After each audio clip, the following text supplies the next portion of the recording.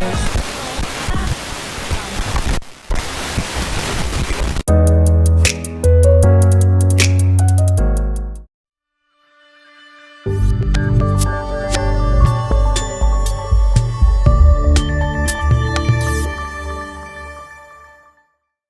Samuel, capítulo 16, versículo de número 14.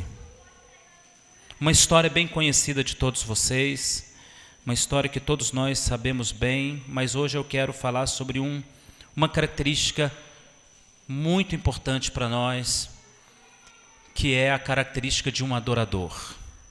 Geralmente quando a gente vai na igreja, a gente ouve uma frase que é verdadeira: todos nós somos adoradores. Nós acabamos de fazer isso aqui agora. Não importa muito o estilo, não importa o ritmo, não importa a melodia. Nós adoramos ao Senhor. Adoramos ao Senhor com louvores, com música. Adoramos ao Senhor com palavra. Adoramos ao Senhor com a nossa fé. Mas há características da adoração que nós precisamos aprender a destacar na nossa vida. Precisamos desenvolver na nossa vida características que nos tornem melhores adoradores diante do Senhor. E ao olhar por toda a Bíblia, nós dificilmente encontraremos um melhor adorador do que Davi. Davi se sobressaiu aos adoradores da palavra de Deus. Muitos foram os músicos, os cantores, os sacerdotes, os levitas, mas nenhum deles se comparou a Davi no que diz respeito à adoração. De tanto se falar de Davi, de tantos filmes que fazem de Davi, a gente acaba tendo uma ideia até distorcida de Davi. Ele não é bem aquilo que o cinema mostra. Ele é na realidade aquilo que a Bíblia mostra. E Davi não foi um homem perfeito, mas ele naquilo que ele se propôs a fazer, ele fez o melhor. E nós precisamos aprender com esse exemplo de Davi. Nenhum de nós é perfeito, nenhum de nós chegará ao nível mais alto da adoração, mas nós podemos fazer melhor, podemos ser melhor, amém? E eu quero ler com você uma história conhecida de Davi e Saul. Ora, o Espírito do Senhor retirou-se de Saul, verso 14, e o atormentava um espírito maligno da parte do Senhor. Então os criados de Saul lhe disseram: eis que agora um espírito maligno da parte de Deus te atormenta. Dize, pois, Senhor nosso, a teus servos que estão na tua presença, que busquem um homem que saiba tocar a harpa. Quando o espírito maligno da parte do Senhor vier sobre ti, ele tocará a sua mão e tu te sentirás melhor. Então Saul disse aos seus servos: buscai-me, pois, um homem que toque bem, e trazei-mo. Respondeu um dos mancebos: eis que tenho visto um filho de Jessé, um belemita, que sabe tocar bem, e é forte e destemido, homem de guerra, sisudo em palavras, de gentil aspecto, e o Senhor é com ele. Pelo que Saul enviou mensageiros a Jessé, dizendo: envia-me a Davi o teu filho, o que está com as ovelhas.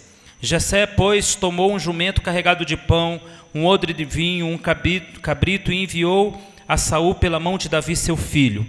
Assim Davi veio e se apresentou a Saul, que se agradou muito dele e o fez seu escudeiro. Não feche a Bíblia, feche os teus olhos. Senhor Deus, mais uma vez estamos desafiados diante da tua rica palavra, Senhor. Tanto do Senhor existe nessas palavras, que nós certamente não alcançaremos e não conseguiremos extrair tudo que o Senhor tem dela. Por isso nós te pedimos, Pai, ajuda-nos mais uma vez, auxilia-nos. Nós não somos capazes, nem dignos, nem temos tanta fé suficiente para poder alcançar tudo que a fé exige. Ó Pai, por isso nós pedimos ao Senhor: tenha misericórdia de nós. Que, ó Deus, os teus anjos possam nos ajudar nessa tarefa, o teu Espírito possa nos auxiliar nessa tarefa. Ó Deus, que o Senhor possa nos conciliar agora, nos ajuntar, nos agrupar de tal forma a Ti, que nós possamos sentir, perceber, entender e voltar o nosso espírito para, ó Deus, compreender melhor a Tua palavra.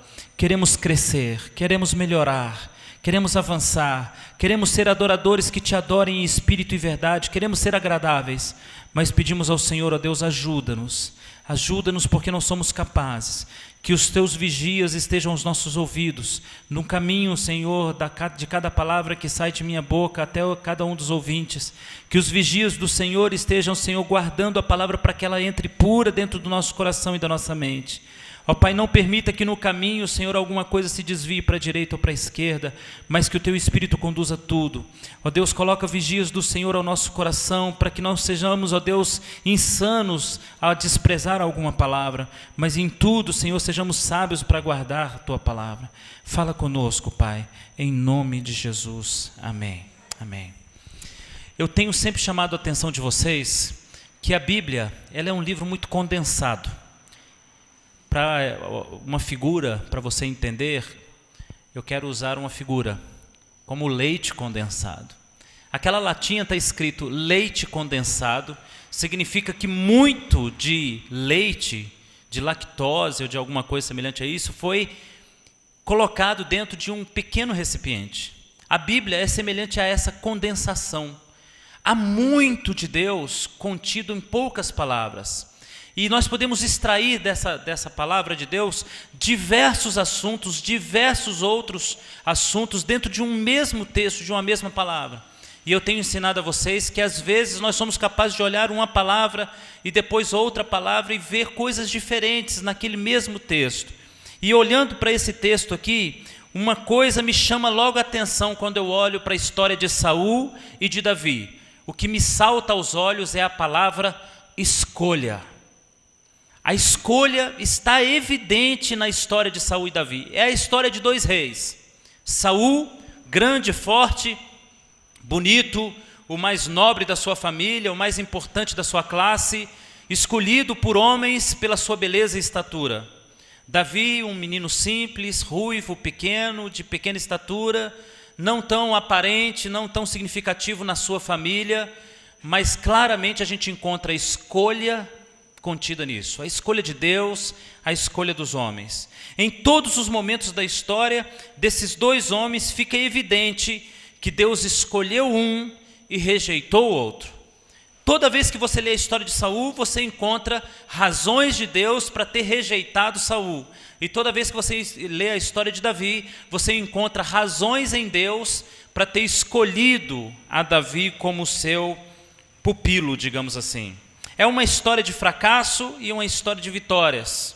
Uma história que às vezes se parece com a nossa história, porque em muitos momentos da nossa vida nós vamos ver Deus nos proporcionando fracassos e Deus nos proporcionando vitórias. E eu não estou equivocado, irmãos, às vezes o próprio Deus proporciona fracassos, porque eu sou capaz de dizer para vocês que nós crescemos às vezes muito mais na luta do que nas vitórias e nas conquistas. Nós somos às vezes displicentes depois de uma conquista, mas somos serenos depois de uma derrota, reflexivos depois de uma derrota. E por isso Deus às vezes proporciona para nós recusas, às vezes Ele vira o rosto, às vezes Ele nega uma bênção, porque Ele espera que nós melhoremos como pessoas. Em todos os momentos, na história desses homens, nós vamos ver a palavra escolha. E o que eu quero ver com você hoje são as razões de Deus que Ele vê de tão significativas em Davi para que ele seja escolhido um homem segundo o seu coração. Nós vivemos na igreja hoje um momento muito difícil que diz respeito a escolher pessoas dentro da igreja. A igreja hoje cresceu muito. Você liga a televisão, milhares de pessoas estão na marcha para Jesus, milhares de pessoas estão no forró para Jesus, milhares de pessoas estão em qualquer coisa que seja para Jesus. A igreja cresceu muito, mas ao mesmo tempo que houve uma explosão numérica, houve também uma redução de pessoas que tenham características que agradam o Senhor Deus. Eu, como pastor, eu percebo que não é uma tarefa fácil escolher pessoas para funções dentro da igreja. Não é uma tarefa fácil escolher pessoas para um ministério. São muitos os ministérios. A palavra de Deus nos diz em Romanos 12:6 que há ministérios segundo a graça para cada um de nós. Os dons são dados segundo a vontade de Deus e são muitos os dons. E nós sabemos que os dons são dados por escolha de Deus. Em Efésios 4:11, a Bíblia diz que Deus escolheu apóstolos, profetas, evangelistas, pastores e mestres. Em 1 Coríntios capítulo 12, a palavra de Deus diz que Deus escolhe as pessoas que Ele derrama dons espirituais. Palavra de conhecimento, palavra de sabedoria, discernimento de espíritos, fé. A palavra de Deus nos diz em Números 4:1 que é Deus quem escolhe as pessoas para o ministério do serviço. diaconato, ajuda, casamento, vida financeira, apoio financeiro. E hoje, especialmente, eu quero falar do que é mais difícil de se escolher na igreja: adoradores. Adoradores hoje não é uma coisa fácil de se escolher. Embora eu falei com vocês aqui que todos nós somos adoradores, mas na hora que a gente para analisar uma semana de um adorador, a gente chega a uma conclusão que está difícil escolher adoradores. Eu vou te fazer uma pergunta e você responde para você.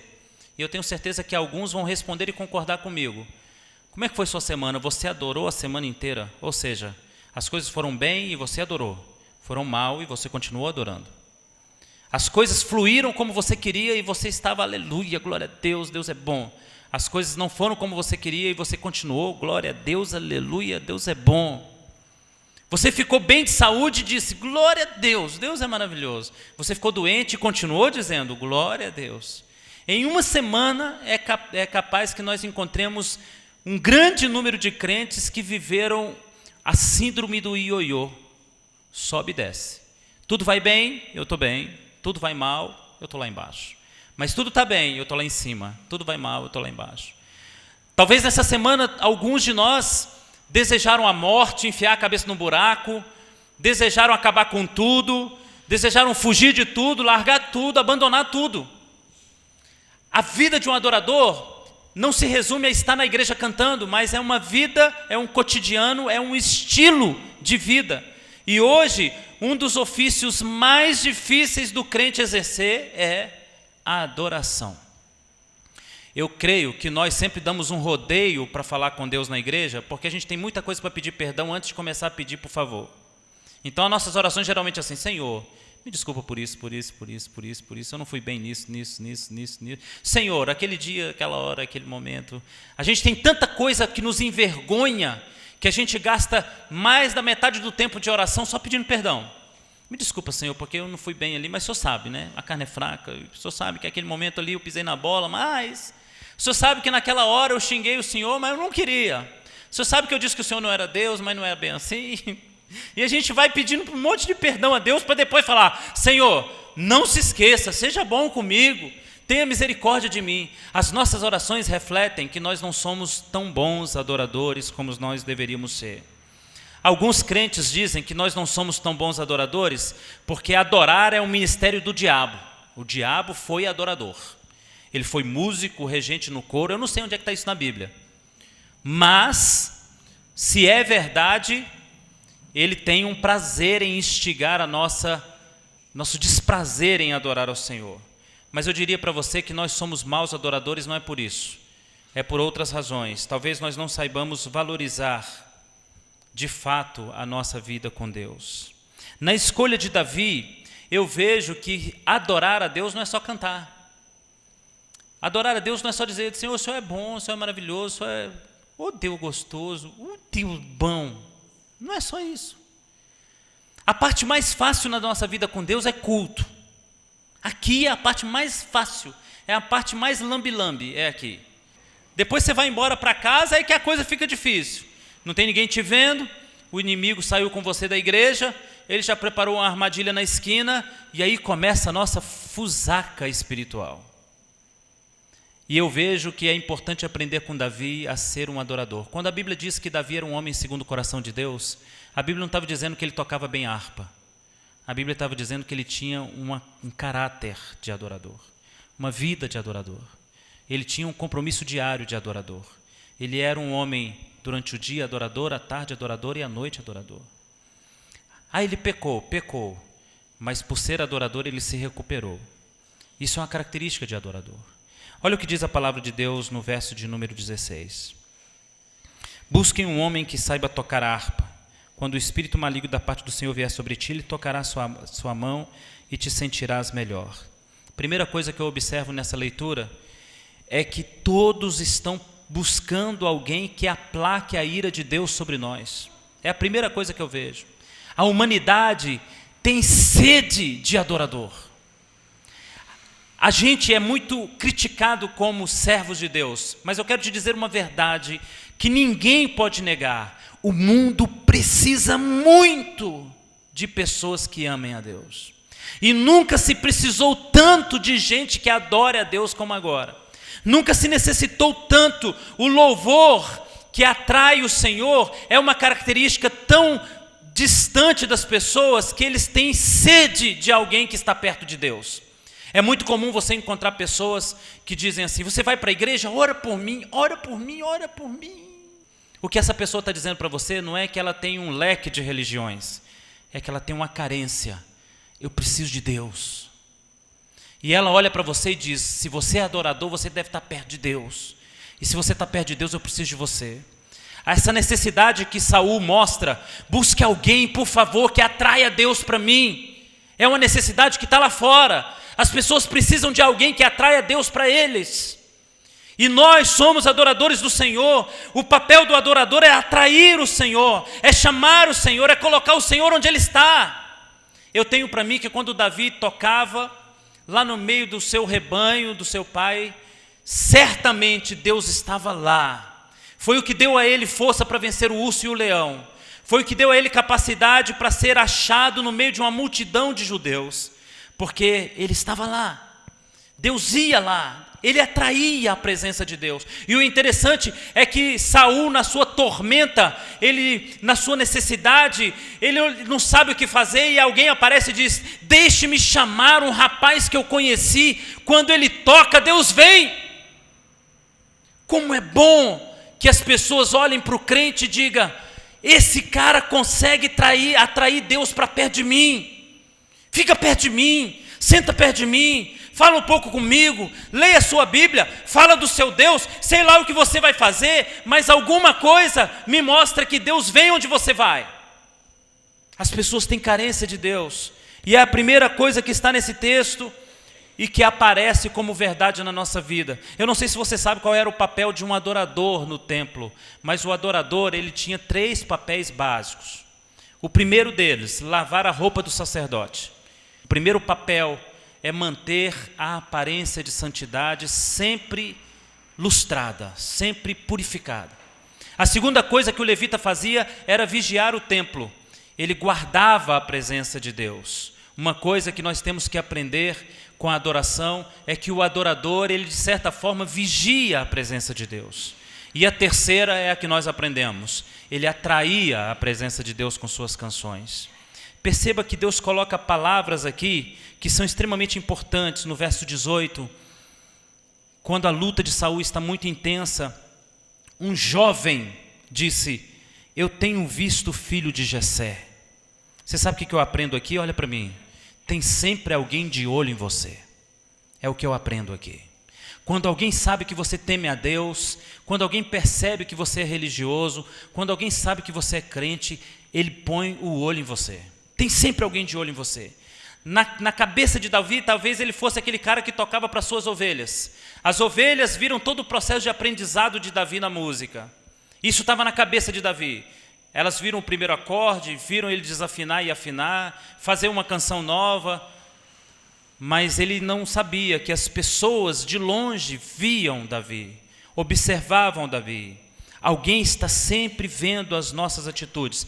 Não é na atitude do culto só, é em qualquer atitude. A palavra de Deus diz em 1 Coríntios 10, 31. Quer, pois, comais, ou bebais, ou façais qualquer coisa, façam para a glória de Deus. Por que Paulo deu essa dica? Na hora de comer, na hora de beber, ou na hora de você estiver fazendo qualquer coisa, seja o que for que você estiver fazendo, faça como quem faz para Deus. Por que ele está dizendo isso? Ele está dizendo isso porque existe sempre alguém de olho. Alguém está sempre observando você. Alguém está sempre observando a sua santidade, a sua honestidade, a sua maneira de fazer, a sua forma de fazer, a sua paciência em fazer. Alguém está sempre olhando você, porque você é referência para as pessoas.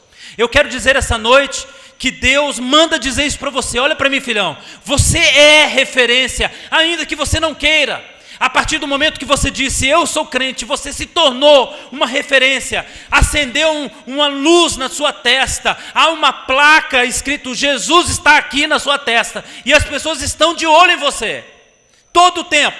em todo lugar. Acenderam-se luzes na sua roupa e as pessoas estão sempre olhando você. Lá vai o crente, lá vem o crente. Não é crente? Por que ele fez isso? Crente faz isso? As pessoas estão sempre de olho em nós. Não há nada que as pessoas não estejam observando. Em Marcos capítulo 7, no versículo 5, Jesus Cristo comia com seus discípulos, ele colhia algumas espigas. Diz a palavra de Deus em Marcos 7, 5, que chegaram alguns escribas e disseram: por que os seus discípulos estão comendo errado? Jesus agora tem que parar tudo e dizer: espera lá, filhão, você está de olho nas mínimas coisas, cara? Todo mundo está de olho em você em tudo. Em tudo. Nada é deixado para trás.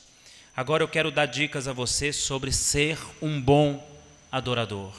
E que as pessoas, ao olharem para você, digam: eu posso levar esse cara lá em casa porque ele tem resposta de Deus para minha família.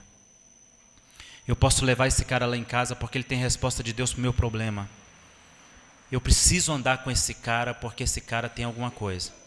Eu me lembro, gente, quando eu voltei para Jesus, que eu fazia parte de uma banda de rock, lá em Belo Horizonte. E nessa banda de rock, um dos caras que tocava, um filisteu, aceitou Jesus, acabou com a banda. Tinha 4 caras. O cara aceitou Jesus, ficou 3, não dava para fazer uma banda mais. Filisteu. E esse filisteu começou a ir na igreja e virou outra pessoa. Aquele negócio começou a me incomodar. Eu encontrava o cara na rua, o cara virou outra pessoa. E aquilo começou a me incomodar tanto que eu fui nele. Essa história você já ouviu, né? Muita gente já te contou essa história. E eu fui nele e disse assim: vem cá, filhão, eu preciso do que você tem, cara. Você era desequilibrado, nervoso, chato. Você virou gente boa, calmo, tranquilo, conselheiro. Eu preciso disso. Como é bonito você ver que às vezes as mínimas coisas são tão significativas para as pessoas. Olha para mim, filhão. Você precisa de Jesus. E precisa mudar o seu jeito, porque as pessoas estão de olho em você. A primeira característica que eu quero chamar a sua atenção é que existem coisas que você precisa exercitar para que você se transforme num bom adorador. Olha o que diz o verso 18. Respondeu um dos mancebos: eu tenho visto um filho de Jessé, belemita, e começa dizendo assim, que sabe tocar bem. Olha para mim. A primeira característica de um adorador, eu quero chamar a atenção dela para um adorador que é músico, que é adorador na igreja também. Tocar bem fala de chamado e dedicação. A primeira coisa que eu vejo aqui é: existe um cara que toca e toca de verdade. Em outras palavras, ele não é um falsificado, ele não é um tabajara. Existe alguém que tem chamado para fazer isso. Sabe, irmãos, eu sei que tem muita coisa na igreja que as pessoas querem fazer de boa vontade. Mas eu acho que às vezes Deus não quer pessoas de boa vontade em certas coisas. Tem coisas na igreja que me irritam profundamente, como por exemplo: eu não sei cantar não sei tocar não, mas eu vou cantar para Jesus. O que Jesus te fez, irmão? Que mal Jesus fez para você querer avacalhar com ele desse jeito? Eu não toco não canto não, estou rouco, estou com o ouvido entupido, não conheço a música, mas vou cantar para Jesus. Jesus te fez o quê, gente? Ele te amou tanto que ele deu o melhor dele. Aí você vem na igreja e dá o pior para ele. A primeira característica fala de chamado. Existem coisas que só serão bem feitas por você se você for vocacionado para fazer. Vocacionado. Não tenta ocupar um espaço que não é seu. Não tenta estar num lugar que você não tem. Não tenta ocupar um espaço que é do outro. Você atrapalha 2 pessoas, a você e ao outro que poderia estar no lugar que você está. Se você quer ser um adorador que agrada a Deus, comece pelo caminho de Davi. Seja chamado para aquilo. Não importa se é para cantar, se é para tocar, se é para falar, se é para ensinar. Tudo começa quando você está no lugar certo. Você foi chamado para isso. Mas quando eu leio na Bíblia que ele era um bom tocador, eu aprendo uma segunda palavra, chamada dedicação. E agora eu quero chamar a sua atenção de novo. Porque nós estamos sempre dispostos a nos divertir e pouco dispostos a nos dedicar. Às vezes eu ligo a televisão e vejo pianistas maravilhosos. Parece que o cara tem 50 dedos em cada mão e uma velocidade incrível. Você sabe o que aquele cara fez? Quando ele era criança, enquanto os amigos jogavam bola, ele tocava piano. Quando ele era jovem, enquanto os amigos saíam para namorar, ele tocava piano. Quando ele era um pouco mais jovem, enquanto os amigos estudavam para a faculdade, ele estudava piano. Ele, na realidade, fez uma coisa que muita gente não quer fazer. Ele renunciou coisas por entender que a sua vocação era mais significativa. Você sabe o que eu tenho visto, gente? Eu tenho visto que nós queremos honra, mas não queremos nos dedicar. Nós queremos fazer, mas não queremos nos aplicar. Nós queremos honra, mas não queremos fazer com dedicação. Uma vez eu li no livro, essa semana na realidade, eu li no livro algo que me chamou muito a atenção, onde a autora do livro, ela dizia o seguinte: nós queremos o poder de Deus para expulsar demônios, mas sequer temos a dedicação de acordar cedo para orar. Nós não temos dedicação para nada. E nós nos espelhamos nos alvos como um fim e queremos começar pelo fim. Eu quero ser o melhor nisso, mas queremos começar no melhor, não queremos nos dedicar para nos tornarmos melhores. O que eu aprendo aqui é que se você quer ser adorador, você primeiro deve ter um chamado, se dedicar ao seu chamado, seja ele qual for, porque o corpo chamado igreja precisa de você na posição que Deus te chamou para você fazer. Seja ensinar, que ensine com dedicação, seja pregar, que pregue com dedicação. Se você for adorador, que adore com dedicação, um músico, que seja músico com dedicação, mas faça isso com dedicação. Agora vem o resto, que está somado à dedicação, porque às vezes nós consideramos também que dedicação faz o obreiro. Olha o que diz mais o verso 18. Ele era um bom tocador, forte e destemido. Forte é o mesmo que valente, e destemido com um ânimo positivo. Esse detalhe nos mostra uma característica interessante. Primeiro, que o adorador tem consciência de para que ele está aqui. Irmão, olha para mim, para que você está aqui, cara? Pastor, estou aqui, aleluia, para fazer um culto, glória a Deus. E quando eu sair daqui, aleluia, estarei cheio da graça. Não, você não está aqui para isso, meu irmão. Você está aqui se armando para uma guerra. Sabe quando a Bíblia fala que Davi era um adorador e ele era forte e valente? Isso parece contraditório, mas não é. Porque ele era um adorador de um reino inimigo do inferno. Uma coisa que me chama a atenção aqui é que Davi, ele era uma pessoa de consciência do lugar e do ministério e da dedicação que ele deveria ter para aquilo. Veja que a Bíblia nos dá indícios interessantes. Filipenses 3,17. Olha o que diz Filipenses 3,17. Você conhece bem. Sede também meus imitadores.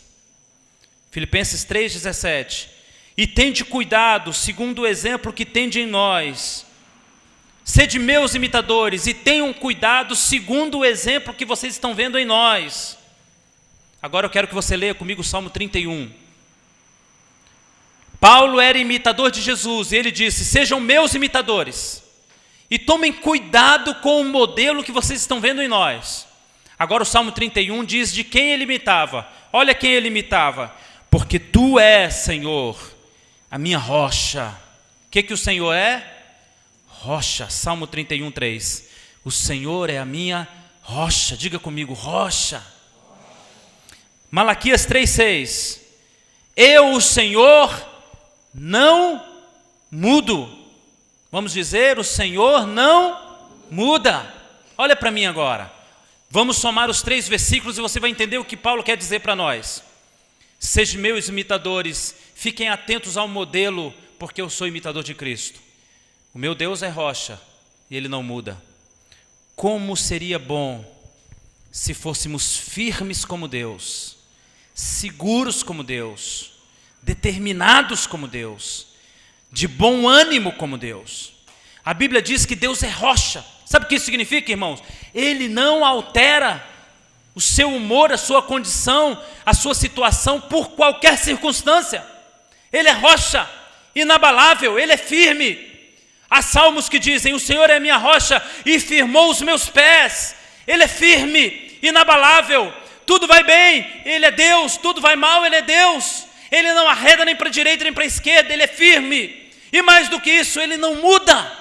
Ele não muda planos, Ele não muda projetos, Ele não muda destino, Ele não muda características, Ele não muda o seu ânimo, Ele não muda a sua vontade, Ele não muda. E Paulo diz, eu imito a Ele, você me imite. Sabe o que a Bíblia está me dizendo? Se você quer ser um bom adorador, seja destemido, mantenha o seu ânimo. Se existe uma coisa irritante, é pessoa de ânimo dobre, pessoa que está bem e mal e um momento está bem. Você sabe qual que é o problema das pessoas que mudam de ânimo com muita facilidade? A gente nunca sabe o que esperar delas, porque elas variam de acordo com a situação, de acordo com o momento que estão vivendo. O seu humor varia e oscila de acordo com a situação. E hoje eu vim dizer para você, meu querido, se achegue a Deus, se pareça com Deus e pare de olhar para a situação e olhe para Deus. A palavra de Deus diz que nós temos que viver pela fé e não pela situação. Você tem que parar de olhar a situação e olhar a fé. O que Deus disse é mais importante do que você está vendo. Ele é firme, Ele é rocha, Ele não altera. E você deve ser assim. Se Ele te deu uma promessa e o mundo está caindo diante de você, fique firme. A promessa de Deus não muda, Ele não altera, Ele é rocha. A palavra de Deus diz, se o mar se colocar diante de ti, continue em linha reta, porque você não se afoga. E se o fogo cair sobre você, continue em linha reta, você não se queima. Ele é rocha, Ele é inalterável, Ele é firme, e Ele espera isso de você. Seja firme, seja inalterável, seja constante. Deixe as pessoas começarem a confiar em você, deixe as pessoas desejarem sua presença. Seja desejo de consumo das pessoas. Deixe as pessoas olhar para você e dizer, eu quero me parecer com ele, eu quero me parecer com ela. Não é possível que a gente se sinta feliz com as palavras que as pessoas dizem a nosso respeito, do nosso desdém, das nossas fraquezas, das nossas mazelas. Não é possível que você se alegre com isso. Abandone a síndrome de coitado, assuma a característica de filho de Deus. Se Ele é rocha, eu sou pedra, eu sou filho dele. Eu gosto da palavra de Jesus a Pedro. Ele disse, Pedro, eu sou rocha, tu és pedra. O nome dele não era esse, mas há uma mensagem de Deus. Pedrão, antes você era outra pessoa, mas andando comigo você virou parte de mim, pedra. Eu sou uma rocha e você é uma pedra que saiu da rocha. Como é bom saber que Deus conta com a gente. Deus quer contar com você, Deus quer confiar em você, Deus quer acreditar no seu potencial. Mas se você mesmo não acreditar, como é que fica, meu irmão? A Bíblia continua dizendo, Ele é forte, Ele é destemido, tem um ânimo bom, positivo. E a Bíblia diz, homem de guerra. Que coisa maravilhosa. Eu não entendo que Deus esteja dizendo que Ele era brigão. Esse cara é homem de guerra, briga com todo mundo. Não é isso que eu estou entendendo. Eu entendo que Deus está dizendo que Ele tem um estado de espírito de guerreiro. Meu irmão, Deus quer contar com você nesses dias. Um homem de guerra, ele está centrado no seu objetivo. O homem de guerra, ele está atento às ações do inimigo. O homem de guerra sabe que não deve abaixar as armas até que a guerra termine. O homem de guerra sabe que deve lutar ainda que ferido, porque se ele para ferido, ele morre. O homem de guerra sabe quem são os seus inimigos. O homem de guerra não desiste até que o seu general dê a ordem para ele parar. O homem de guerra tem a natureza de guerreiro. O homem de guerra não é covarde. O homem de guerra não foge. Ele prefere morrer lutando do que fugir e ser preso. Homem de guerra. A Bíblia diz que homem de guerra é Jeová, e o seu exército o acompanha. A palavra de Deus nos diz em Apocalipse que nos últimos dias o Senhor virá com seus exércitos. Sabe o que a Bíblia está dizendo? Que nós seremos guerreiros. Haja como um guerreiro. Não abaixe a arma enquanto o inimigo não for vencido. Não pare enquanto o general não der ordem. Não recue. Prefira morrer em batalha do que ser tido como um covarde fugindo. Eu ouvi uma frase que eu gostei demais. A frase dizia o seguinte: prefiro lutar por grandes projetos do que me contentar em pequenos projetos. Prefiro terminar minha vida sem concluir um grande projeto, a me deter em um pequeno projeto. Meu irmão, se Deus te chamou para voar, por que você está andando? A palavra de Deus diz que Deus nos dá asas como águias. Se Deus nos chamou para voar, por que você está andando a pé? Vamos fazer as coisas mais altas, tenha espírito de guerreiro. O homem de Deus, ele é maduro, ele sabe reconhecer o que está fazendo nesse mundo, irmão. Nós estamos aqui lutando, e eu vou te dizer uma coisa, se você parar de lutar, não vai mudar muito para o inimigo, ele vai continuar desejando a sua destruição do mesmo jeito. Eu me lembro quando eu estava no quartel, que o comandante dizia para a gente, no treinamento, quando você correr, corre em zigue-zague, é mais difícil acertar um alvo em movimento. E eu quero te dizer uma coisa, crente quando para, vira alvo fácil. Estou desanimado, virou alvo fácil. Vou parar, virou alvo fácil. Esteja sempre em movimento. Você está numa guerra. Adorador é forte, valente, guerreiro. E a palavra diz, sisudo em palavras. Eu gosto disso, porque é aqui que muitos crentes perdem a guerra. Não há nada mais importante na guerra do que o silêncio. Como eu disse para vocês, eu fiz treinamento de guerra, fui soldado, e eu me lembro que o comandante dizia assim, numa guerra, no meio da noite, não faça barulho, porque o barulho é a mira do soldado inimigo. Quando eu não vejo nada, o som é a minha mira. Se eu ouço um barulho, eu atiro na direção do barulho. E uma coisa que você precisa entender é que o silêncio às vezes ganha batalhas. Ficar quieto às vezes ganha batalhas. Quando o inimigo não te vê, ele procura barulho. E quando você faz o barulho errado, ele te acerta. Isso é guerra, meu irmão. E eu gosto da escolha de Davi. Sabe aquele menino? Ele é forte, ele é valente, ele é guerreiro. Mas tem um detalhe nele que eu gosto. Ele fala pouco. Ele fala pouco. Olha o que diz Tiago 1,26. Se alguém dentre vós cuida ser religioso e não refreia a sua língua, engana o seu coração e a sua religião é falsa. Meu irmão, controle tua língua. Isso é importante demais nessa guerra. Há questões que podem ser resolvidas, apagadas, vencidas, aniquiladas pelo que você diz. A palavra pode construir uma guerra ou desfazer uma guerra. A palavra pode construir um palácio ou destruir um palácio. A palavra faz ou desfaz. É importante que você saiba que as palavras devem ser ditas quando necessárias. Cala-te, guarda a tua língua. Não é à toa que Deus colocou muitos dentes diante da tua língua. É para ficar guardada, é para ficar escondida. A palavra de Deus diz que o sábio é aquele que se cala, e o tolo passa-se por sábio quando se cala. Você quer que a pessoa entenda que você é inteligente? Fique quieto. A Bíblia continua dizendo mais uma característica de Davi. Ele tem chamado, ele é forte, ele é valente, ele é guerreiro, ele fala pouco e tem um aspecto gentil. Agora eu gostei muito mais ainda. Ele tem um aspecto gentil. Eu quero falar uma verdade, irmãos.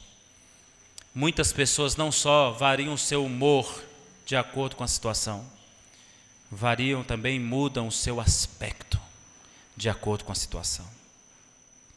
Ninguém gosta de andar com pessoas rabugentas. Mas pior do que andar com rabugento é andar com alguém com aspecto de rabugento, com cara de rabugento.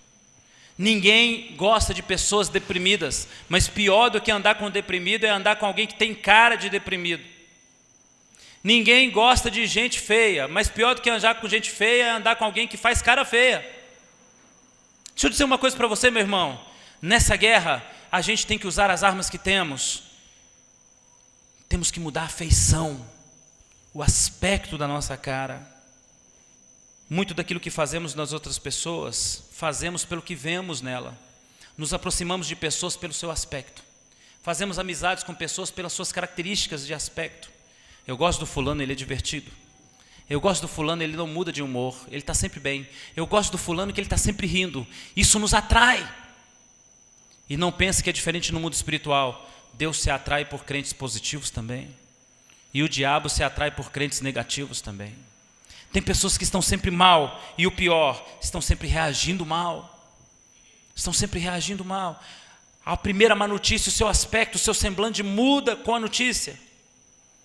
E eu gosto do que falaram de Davi, porque, ó rei, nós não vamos botar diante de você um cara que seja frouxo. Ele é forte. Nós não vamos botar diante do Senhor um cara que não seja guerreiro, porque se a guerra chegar aqui, Ele te defende. Nós vamos botar diante do Senhor um cara que fala muito, senão Ele vai perturbar a sua cabeça. E nós não vamos botar um cara aqui que faz cara de coitado, porque senão Ele te abate. Deus não quer diante dEle pessoas com tais características. Fraco, covarde, deprimido e com cara de aborrecido. Na presença do rei se coloca guerreiros, valentes, corajosos, chamados, vocacionados, de bom ânimo, de boa palavra e de boa aparência. Você quer subir na presença de Deus? Aprenda com Davi. Aqueles que te introduzem na presença do rei vão olhar para a sua cara. E o Espírito Santo de Deus agora está olhando para a sua cara. Senhor, esse cara quer falar com o Senhor, mas não vou deixar ele chegar aqui não. Olha a cara dele. Está um caco. Eu aprendi uma coisa com a minha mãe, eu sempre repito para vocês, porque alguma coisa a mãe ensina para a gente. Alguma coisa negativa a mãe ensina, porque a mãe ensina que a gente sempre está certo. A mãe ensina que nós somos coitados. E isso é ruim. A culpa é sempre do outro. Isso é um estrago de mãe, que você tem que abandonar a mãe quando você cresce. Não é à toa que Deus mandou cortar o cordão umbilical na hora que você nasceu, cortou a tripinha. Você tem que desligar de mãe em algumas coisas. E minha mãe sempre me ensinava, meu filho, quando as coisas vão mal, faz um churrasco. Não deixa as pessoas verem. Meu filho, se tudo vai muito mal, faz uma festa. Convida os amigos, conta piada, ria. Não deixa que eles vejam. E eu quero passar esse conselho para você, meu irmão, se o diabo está fazendo arruaça, faça uma festa. Não deixa que ele veja que você está mal. A nossa derrota começa com a nossa aparência e termina com o nosso estado de espírito. Se ele vê a tua aparência, ele sabe o que está lá dentro. Há muitos crentes que dizem que o diabo não pode ler nossa mente. Não tem nada disso na Bíblia, mas tomara que não possa mesmo. Porque se for verdade, ele nunca vai descobrir que eu estou mal. Porque eu vou tentar mostrar minha cara sempre contrária àquilo que eu sinto. Porque o meu inimigo não tem que ter alegria na minha aparência. Olha para mim, filhão, dá um sorriso, cara. Levanta a cabeça. Você serve ao Rei dos Reis, ao Senhor dos Senhores. Não há motivo para se abater, para se murchar, para se jogar para baixo. As coisas estão bem e podem ficar melhores. E as coisas que estão ruins podem se resolver. Nada além de um dia depois do outro. Nada melhor do que um dia após o outro. O choro pode durar a noite, mas a alegria vem de manhã. E a noite dura 6 horas, meu filhão. Daqui a pouco você acorda. Põe cara de crente nisso aí. Põe estado de crente nisso aí. Põe a fé de Deus nisso aí. Não haja pelo que as circunstâncias estão mostrando. Haja pelo que Deus prometeu, pela palavra de Deus. Se apoie no que Deus falou. E eu quero finalizar com o que diz o fim do verso 18. Ele era chamado, forte, valente, guerreiro, de boas palavras, de boa aparência, e Deus era com ele. Deus é com aquele que age de maneira correta. Você quer que Deus esteja com você? Primeiro, esteja no lugar que Deus te colocou, no chamado que Ele te deu. Ali é o lugar da sua vitória. A sua vitória está no lugar que Deus te plantou. Não há nada melhor do que estar no lugar que Deus quer que você esteja. A vitória é lá, naquele lugar ruim, feio, esquisito, estranho, é lá. Pode não ser a posição que você gostaria de estar, a situação, o ministério, o dom, mas é lá que está a tua vitória. A nossa vitória está determinada no nosso ministério, na nossa função, no nosso chamado. Só teremos vitória se estivermos no lugar onde a bênção de Deus cai. E a bênção de Deus cai onde Ele te plantou. Ele vai regar a planta no lugar onde Ele plantou. E planta não sai de lugar, filho. Deixa a chuva de Deus cair onde você foi plantado. E a terra seca vai ficar umedecida. E a terra seca vai ficar adubada. E daqui a pouco você vai ver que você está crescendo. Não fuja do lugar que Deus te deu. Segundo, seja valente. Tenha bom ânimo. Você não está fazendo essa obra para agradar pessoas. Você está fazendo essa obra para agradar a Deus. Não é pelo sorriso das pessoas, é pelo sorriso de Deus que você está fazendo isso. Terceiro, seja guerreiro. Seja guerreiro, seja valente. Seja guerreiro. Põe um espírito de guerreiro nisso aí. se entusiasme, se levante. Isso agrada ao coração de Deus. Quarto, tenha a palavra certa na hora da luta. Quinto, tenha a aparência certa na hora da luta. E sexto, Deus será com você. Vamos ficar de pé.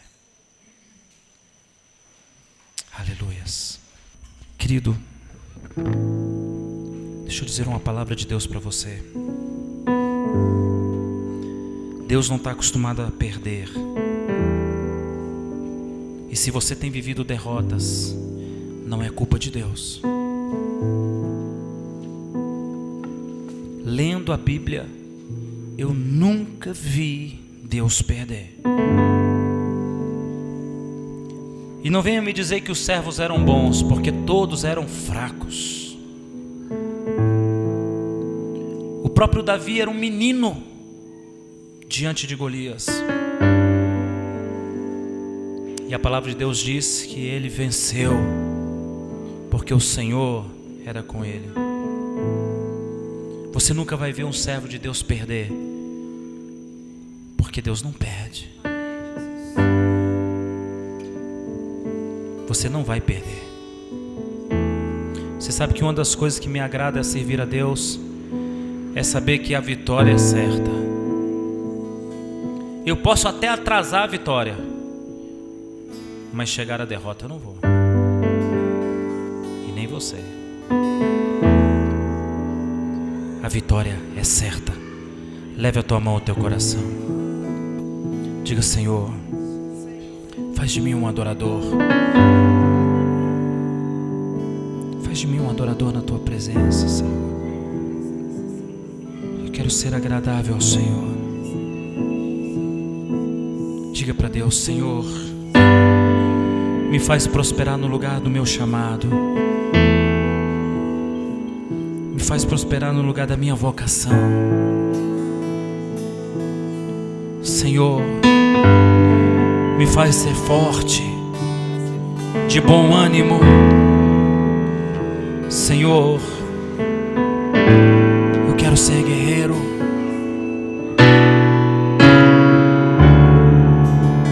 Eu quero ser guerreiro, Jesus. Eu não quero mais que as pessoas olhem para mim e digam: coitado.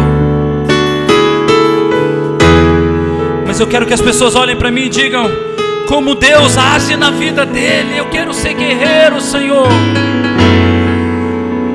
E guerreiro não para de lutar ainda que esteja ferido, Senhor.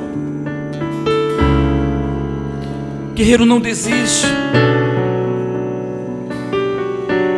Guerreiro segue sempre, porque sabe que a luta é seu estilo de vida. Senhor, eu quero ter a palavra certa na hora da luta, Senhor. Eu quero ser sábio com as minhas palavras, Senhor. Não quero passar fraqueza com as minhas palavras, Senhor. Eu quero ter a aparência certa diante do Senhor, porque o Senhor não desiste. Eu também não desisto. Se o Senhor não me mandou recuar, é porque a vitória virá, Senhor. Então eu não recuo, Senhor. Tira a cara de espanto de mim, Senhor. Não deixe o inimigo ver a minha fraqueza, Senhor. Esteja comigo, Jesus. Ande comigo, Jesus. Muda minha vida, Jesus.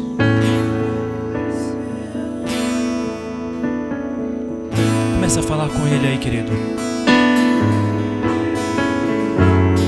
Começa a falar com Ele: Deus, eu quero ser uma nova pessoa.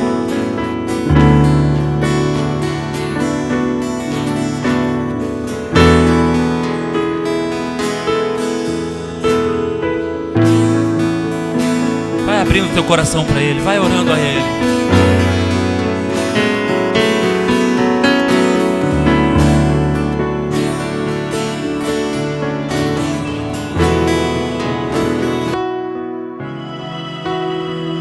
Quero ser verdadeiro, esvaziar de mim.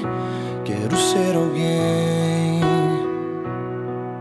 meu orgulho deixar.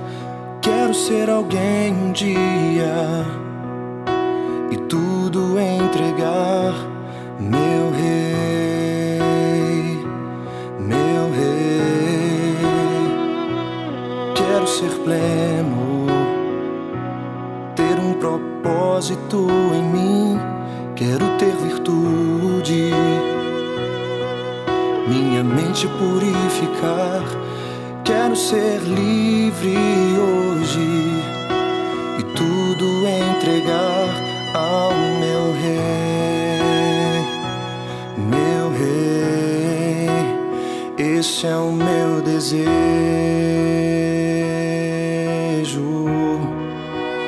esse é o meu prazer,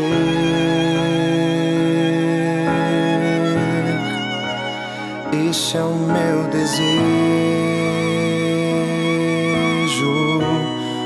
Usa-me, Senhor.